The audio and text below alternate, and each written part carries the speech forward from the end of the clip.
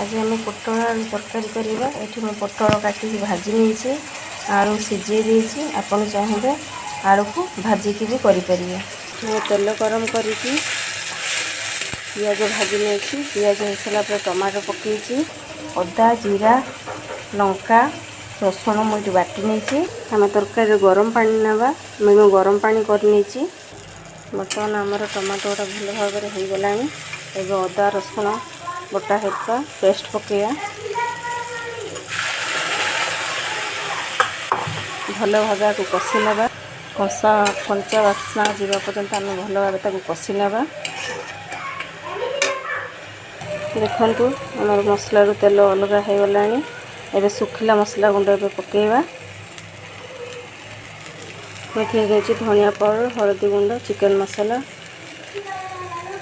Lanka powder टिके आपको भल भाव कषि नवा। सुखी मसला टिके हो गला पर अल्प किछि पानी देदेवा।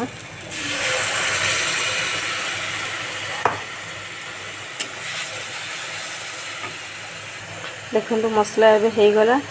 आम पोटल आलू के पकईदेवा। पकई भल भाव को कषि नवा। तब स्वाद अनुसार लुण पकईदेवा। अल्प किसी पानी दे आपको कषि नवा भल कि भल भाव कषा हो गला। आम गरम पानी देदेवा जी आपको दरकार से। बर्तमान आम रेडी हो गला पोटल आलू तरकारी। आपन चाहे भात रुटी संगे खाईपर। देखो रेडी हो गला गरमा गरम रुटी को पोटल आलू तरकारी।